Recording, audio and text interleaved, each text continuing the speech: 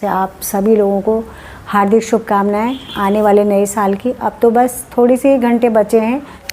राधे राधे। कैसे हैं आप सब लोग? बढ़िया बढ़िया ही रहना, मस्त स्वस्थ सुखी हों, सदा खुश रहना और सदा व्यस्त रहना, क्योंकि स्वस्थ रहने के लिए व्यस्त रहना ज़रूरी है और व्यस्त रहने के लिए स्वस्थ रहना बहुत ज़रूरी है। तो इसलिए मैं आप लोगों को बोलती हूँ कि सदा व्यस्त रहें और स्वस्थ रहें। और आज है 31। आज फिर से बोलती हूँ आप सभी लोगों को, मेरे और मेरे पूरे परिवार की तरफ से आप सभी लोगों को आने वाले नए साल की हार्दिक शुभकामनाएं। बस कुछ ही घंटे बचे हैं नया साल आने में और 2024 के कुछ घंटे बचे हैं और 2025 आने वाला है। तो हम लोग जो भी हैं, मतलब सारे लोग नए साल को मनाने के लिए उसके आगमन की तैयारी कर रहे हैं, उसका लिए सेलिब्रेशन करेंगे, बहुत सारी पार्टी शार्टी करेंगे, जो भी करेंगे लोग वो तो चलो ठीक है, आपका अपना अपना नज़रिया है आपका पार्टी करने का, सेलिब्रेशन करने का। आप जैसी भी करें, आप खुश रहें और पूरे साल भर जिस तरह आप आज जो आने वाला वर्ष की तैयारी कर रहे हैं उसकी खुशियाँ मनाएंगे, सेलिब्रेशन करेंगे, उसी तरह पूरे साल भर खुश रहें और हमेशा खुश रहें। लेकिन हर दिन को अगर हम नया माने, शाम को हम पूरा दिन भर अपना जो भी हमें कर्म दिया है हमारी राधा रानी ने, हमारी युगल सरकार ने, उस कर्म को करते हैं, फिर रात में सोते हैं और सुबह जब उठते हैं तो उस राधा रानी को, उस युगल सरकार को बहुत बहुत धन्यवाद करते हुए, और जो भी कर्म उन्होंने हमें दिए हैं, हमारा घर परिवार हमको वास दिया है, हमें बहुत सारे कर्म करने होते हैं, जो भी हम गृह कार्य करते हैं, तो ये गृह कार्य जो भी हम कर रहे हैं अपने फैमिली के लिए, ये भी ऐसे ही नहीं मिलता, ये भी उसी की कृपा से मिलता है। एक होता है एक अकेला इंसान कि अपना जो उदर पोषण का मतलब अपना पेट भरने के लिए कर्म करता है। एक होता है कि उसको फैमिली दी है, उसको बच्चे दिए हैं, उसके परिवार है, माता पिता हैं, दादा दादी हैं, घर में बहुत सारे सगे संबंधी हैं, उनके लिए वो कर्म करता है, तो वो कर्म बहुत श्रेष्ठ माना जाता है। तो ये कर्म करना भी ऐसे ही नहीं मिलता, ये भी उसी राधा रानी की कृपा होती है, तो ये कर्म तभी मिलते हैं।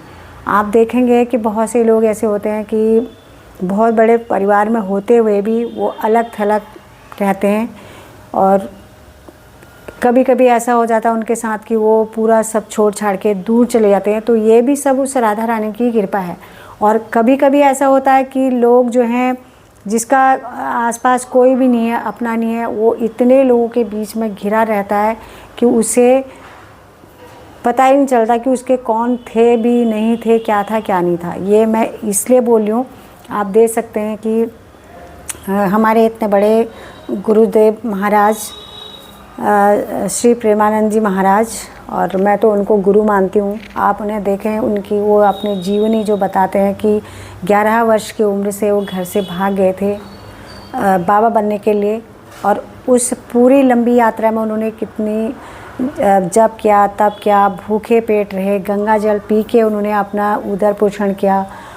और आप खुद सोच सकते हैं कि कितनी उनको दिक्कतें आई होंगी, कितना उनको परेशानी हुई होगी। फिर उसके बाद उनको 20 साल के करीब उनकी दोनों किडनियां काम नहीं कर रही हैं। और आप देखो, मैं पिछले 1 साल, मुझे नवंबर में हो गया उनको सुनते हुए, और नवंबर दिसंबर, और ये अब जनवरी आ जाएगा, तो 1 साल 2-3 महीने हो गए हैं उनको सुनते हुए। तो उन्हें जब सुनती हूँ ना, तो अंदर मतलब एक ऐसा फील होता है कि देखो कि जो इंसान दुनिया को सुधारने के लिए जो इतने जप तप उन्होंने किया, अपने को तपाया, वो अभी भी अपने को ही तपाते, अपने लिए ही भागवत धाम प्राप्त करने के लिए अपने लिए अभी वो जप तप करते रहते। लेकिन उनको ऐसा लगा कि जिस देश की मिट्टी में पैदा हुआ हूँ, जिस देश की मिट्टी का अन्न खाया है, तो उस देश के लोगों का उद्धार करने के लिए मेरे को कुछ तो करना पड़ेगा।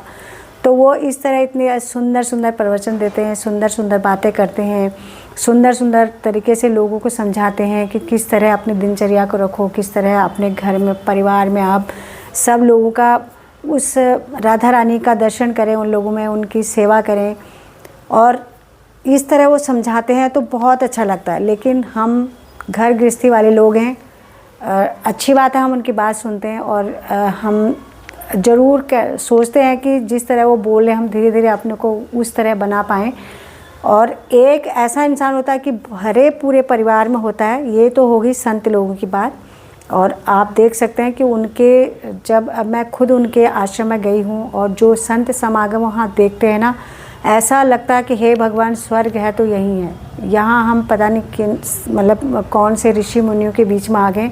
बहुत अच्छा, बहुत अच्छा, बहुत अच्छा। अगर स्वर्ग होगा तो वैसा ही होगा, जहाँ पे इतनी सकारात्मक ऊर्जा, बिल्कुल एकदम राधा राधा राधा राधा राधा नाम का जाप जहाँ होता है हर वक्त, हर किसी के मुख से राधा राधा निकलता है, तो वहाँ तो स्वर्ग जैसा माहौल होगा ही। और एक इंसान, जो आम इंसान जिसका पूरा परिवार है, घर गृहस्थी है, उसकी सेवा करने वाले सभी लोग हैं, सब लोग उसके पीछे पीछे दौड़ते हैं, और वो इंसान अलग थलग रहना चाहता है, तो ये किसकी कृपा है? ये सब उसकी, उस प्रभु की कृपा, उस राधा रानी की, युगल सरकार की कृपा होती है। तो इसलिए जो भी हमें प्रभु ने दे रखा है, जो भी हमें राधा रानी ने सेवा के योग्य हमें बनाया है, हम उन सब लोगों की, उस राधा रानी को समझ के, उस युगल सरकार को समझ के सेवा के लायक अपने को बनाएं, और राधा रानी से कहें कि हे लाडली, हमें इस योग्य बना दें कि हम किसी की सेवा के लायक बने रहें। और जो नया साल है, चाहे नया दिन है, हर घड़ी को हम नया समझें, क्योंकि ये सांसें जो है प्रभु ने हमें गिन के दी। कोई भी इंसान अपनी तरफ से एक फालतू सांस नहीं ले सकता। जब भी यहाँ पे हम, हर किसी के हृदय में युगल सरकार का वास है। वो जब यहाँ से उड़ के चले जाएंगे ना, तो हमारे बस की नहीं है एक फालतू सांस लेने की। इसलिए सभी अपने घर में, परिवार में, आप जिनके साथ भी आप टच में रहते हैं, उनके साथ प्रेम से रहें, हर किसी में भगवान की भावना करें, किसी के लिए गलत ना सोचें। बस यही हमारा सेलिब्रेशन है। हर दिन नया हो जाएगा, हर नया दिन को हम नया साल समझ के निकालेंगे तो बहुत अच्छा हमारे जीवन में रहेगा। तो इसलिए फिर से आप सभी लोगों को नए साल की हार्दिक शुभकामनाएं, और 2025 आपके लिए ढेर सारी खुशियाँ लेके आए, और आप हमेशा हमेशा खुश रहें, ये प्रार्थना करती हूँ राधा रानी से। और वीडियो को भी मैं यहीं पर समाप्त करती हूँ। और वीडियो आपको कैसी लगी, कमेंट, लाइक, शेयर जरूर करना। आप मेरे चैनल पर नए हैं तो चैनल को सब्सक्राइब कीजिएगा।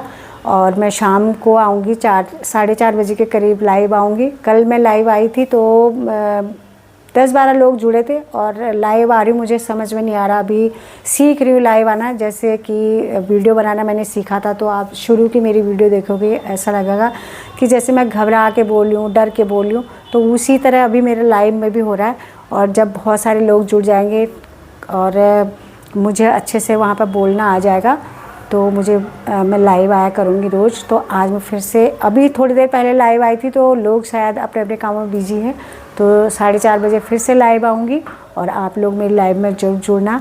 और राधे राधे, जय श्री कृष्णा।